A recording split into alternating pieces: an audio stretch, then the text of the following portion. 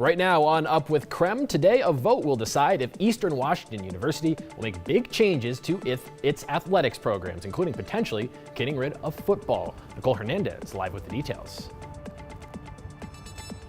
That's right. The Board of Trustees is voting today between 4 different options, some of them completely getting rid of their football program. And the city of Hayden expected to double its population by 2040, but local leaders are at odds over a plan to deal with all that growth. And of course, we're going to take you outside, talk the chance of rain in the forecast for today and tomorrow as a storm system moves into the inland northwest. Up with KREM begins now. Well, forget the gifts this morning. What some couples really want all of their wedding guests to have, the COVID shot. So this morning we're asking you what you think. Should folks require vaccines in order for guests and vendors to attend their weddings? You can vote now in our Twitter poll. You can see it there. You can text us at 509-448-2000. Right now we got a 60-30. Oh, it's gone up a little bit. It was a flat 60-40 before. Now it's 60.3 at 39.7. So trending towards yes still this morning. And if you look at those numbers, quite a few people have voted, and we've been staying right about at that close to 60-40 split all morning long. And I think that makes sense. I think, you just have a wedding, you don't have to worry about it if everyone's vaccinated, and you just back to normal. Problem solved. Then you don't have to worry about becoming that super spreader event. I would hate to be responsible for someone losing their definitely don't want to do that. All right, well, good morning, everyone. Welcome to Up with KREM. I'm Casey Decker. We got Tim and Dana Marie off tonight. And I'm Jeremy Legoo, and it's time to get you out the door and ready for the weekend because we've got a lot going on over the course of the next couple of days. And it all starts this morning. A little bit of cloud cover as we kick things off today. When you went to bed last night, likely it was sunny, or well, you saw the sun set under those clear skies. But we've got our clouds that have moved in, and those clouds are keeping us pretty mild, right around 50 degrees. So it's a somewhat similar start to what we saw yesterday morning. And we're in the mid 40s in Coeur d'Alene and up in Sandpoint. A little bit of light drizzle coming down in Coeur d'Alene. It's light in nature, and we are seeing that in Wenatchee as well. So on and off and kind of in pockets today. When it comes to are you going to be able to measure it today, and what viewer just asked, and the answer is likely not. It's going to be what we call trace amounts. And that basically means it didn't register. It's less than 1/100th of an inch. And if you know what that is, well, it's basically as close as you can get your fingers together and still be able to see through them before they touch. That's how much rain is going to fall kind of throughout the day today. And it's going to be very scattered and isolated in nature, kind of fall in little pockets. Here in Spokane, we'll likely see some raindrops on the windshield, and then tomorrow morning we'll get this band of showers that moves through. This band likely gives us around 1/10 of an inch of rain. Someone just said he won't talk about rainfall totals. I'm talking about rainfall totals. Do you know what 1/10 of an inch of rain means? I didn't hear anything. So 1/10 of an inch of rain basically means enough to wet the lawn. It's not as much as you would put on your lawn if you ran a sprinkler or ran your, say, sprinkler system, but it's enough to wet the lawn, it's enough to wet the roads, it's enough to get a little bit of water running down the gutter. That's really about all it is. And it's a mix of clouds and sun Saturday afternoon once that rain moves through. But later on today, it's temps up near 70 degrees under mostly cloudy skies with those isolated pockets of sprinkles. Well, we really need that rain because the fire danger is increasing. And this weekend, because of that fire danger, DNR is expanding burn restrictions all across Eastern Washington. Permit burning not allowed in the Spokane area and all its surrounding counties.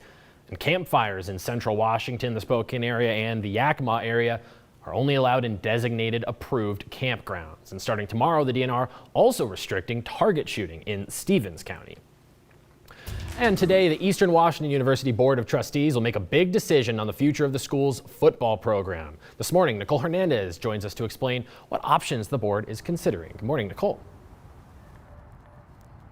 Yeah, good morning, Casey. So the Board of Trustees is actually voting today. They're going to decide whether or not their football team is worth the millions of dollars of debt that it's causing the school. So Eastern Washington has actually been dealing with a decrease in enrollment numbers for a few years now.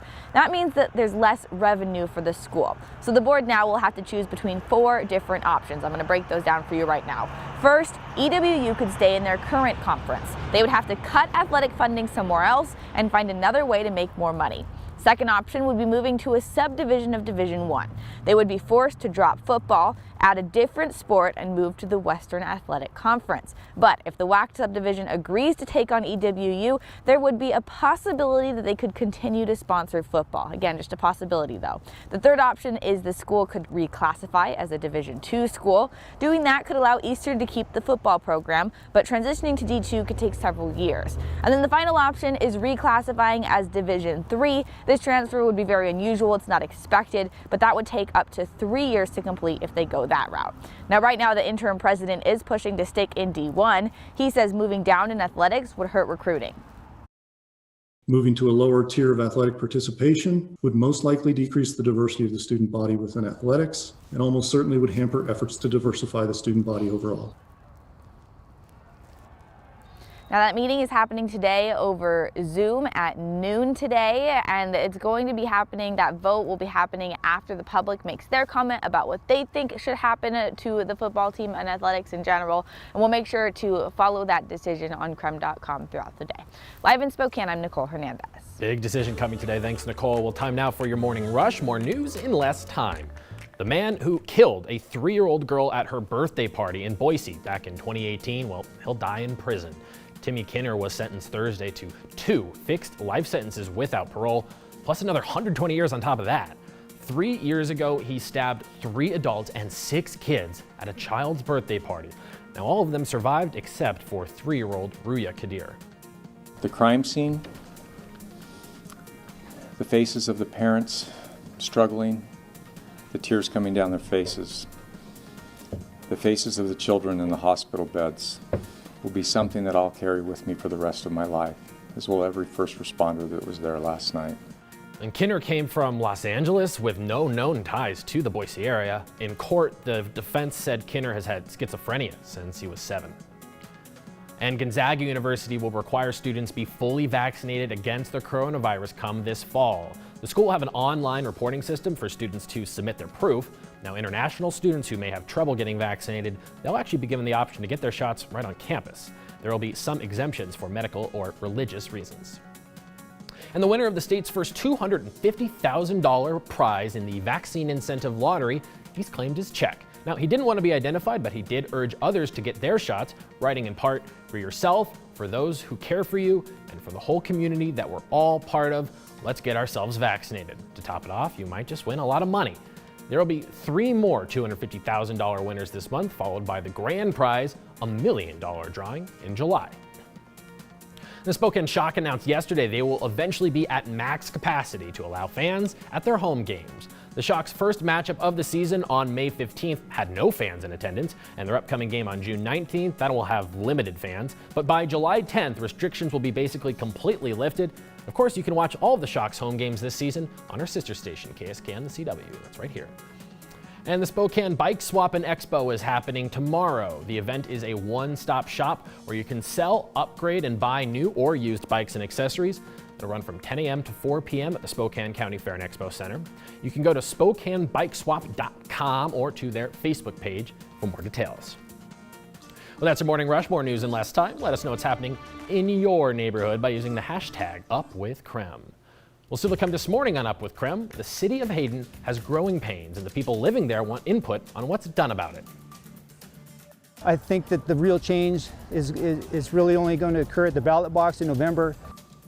Well, after the break, we'll tell you what they had to say at last night's city council meeting. And also, a Seattle couple is taking coronavirus safety precautions into their own hands.